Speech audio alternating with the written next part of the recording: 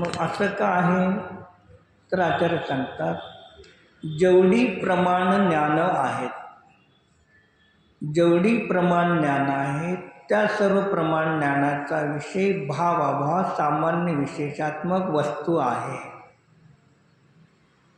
जेवढी प्रमाण ज्ञान आहे त्या संपूर्ण ज्ञानाचा विषय भाव अभावात्मक वस्तू आहे, अस्ति नास्ती रूप वस्तू आहे. आणि नय ज्ञानाचा विषय अस्ति मुख्य तर नास्ती गौण आहे, नास्ती मुख्य तर अस्ति गौण आहे. म्हणून प्रमाण सर्व ज्ञान भाव अभावात्मक वस्तूला युगपत जाणतात.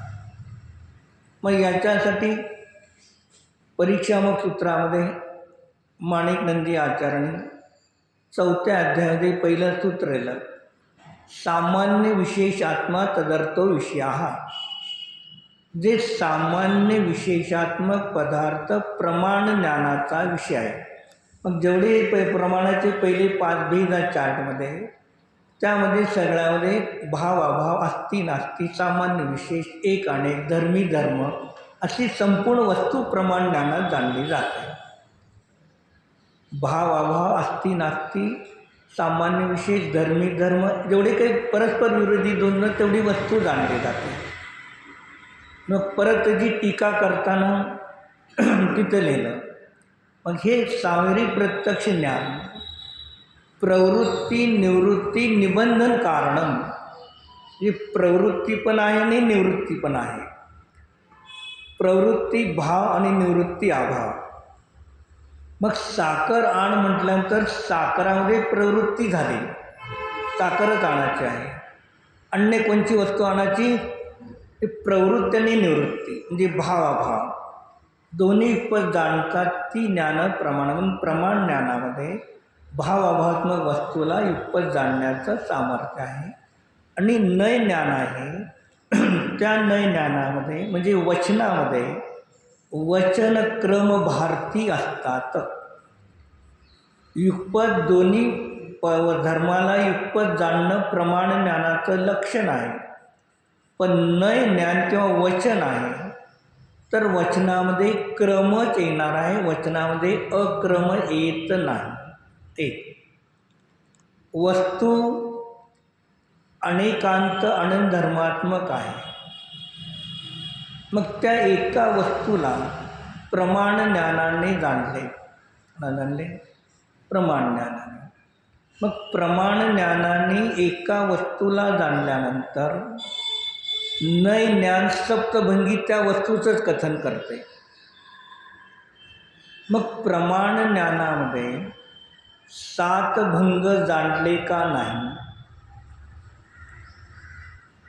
प्रमाण ज्ञानामध्ये 7 भंग जाणले का नाही. मग जाणले तर विकल्प आहे का. मग तिथे आचार्य सांगतात, सप्तभंगात्मक अभंग एक वस्तू जाणली. प्रमाण ज्ञानामध्ये वस्तू एक जाणली, पण त्या एका प्रमाण ज्ञानामध्ये 7 भंग युगपत जाणले. आणि 7 भंगात्मक वस्तू प्रमाण ज्ञानामध्ये युगपत जाणल्यामुळे नय ज्ञानामध्ये एक एक भंग क्रमाने सांगण्यात आले. आणि प्रमाणामध्ये जर 7 भंगात्मक अभंग वस्तू एक जाणली नसती, फक्त एकच वस्तू जाणली 7 भंग जाणले, तर तुम्ही वचनाने 7 भंग सांगू शकला नसता, एकच भंग सांगितला असता.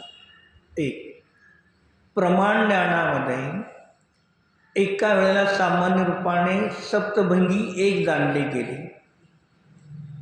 पण त्या प्रमाण ज्ञानामध्ये एका वेळेला 2 सप्तभंगींनी 14 भंग जाणले. आहे चार्टमध्ये पहा तुमच्या. नय ज्ञानाचे खाली वचन करून त्याचे 2 भेद केले, क प्रमाण वाक्य सकलादेशी वाक्य आणि प्रमाण सप्तभंगी. एक इकडे प्रमाण वाक्याच्या विरुद्ध नय वाक्य, सकलादेशीच्या विरुद्ध विकलादेशी आणि प्रमाण सप्तभंगीच्या विरुद्ध नय सप्तभंगी वाक्य. प्रमाण सप्तभंगीचे 7 भंग आणि नय सप्तभंगीचे 7 भंग, असं एक प्रमाण ज्ञानामध्ये एका वेळेला 14 भंग जाणले. मग ते नय ज्ञानामध्ये प्रमाण सप्तभंगीचे 7 भंग वेगळे सांगितले गेले आणि नय सप्तभंगीचे 7 भंग वेगळे सांगितले गेले. जी एक प्रमाण ज्ञानामध्ये सामान्य रूपाने एक सप्तभंगी, 2 भेद केले, एक प्रमाण सप्तभंगी, नय सप्तभंगी, आणि त्याचे प्रत्येकाचे भेद केले तर 14 भंग एक ज्ञानामध्ये प्रमाणात जाणले गेले.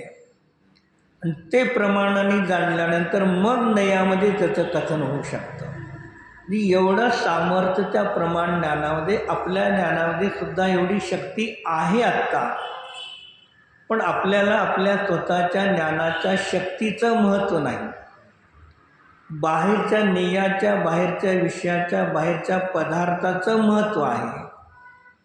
हिरा आहे, हिऱ्याला महत्त्व आहे. आंधळ्यासमोर ठेवला तर मौल्यवान हिरा आंधळ्यासमोर दिला बघायला, त्याचं महत्त्व आहे का विजयकुमार? नाही. आणि तेच एक डोळ्यात माणसाला बघायला दिलं तर त्याचं महत्त्व आहे. मग हिऱ्याचं महत्त्व का डोळ्याचं महत्त्व? डोळ्याचं महत्त्व का आत जाणाऱ्या आत्म्याचं महत्त्व? हे लक्षात. पण आपल्याला त्याचं महत्त्व नाही, डोळ्याचं महत्त्व आहे, हिऱ्याचं महत्त्व आहे.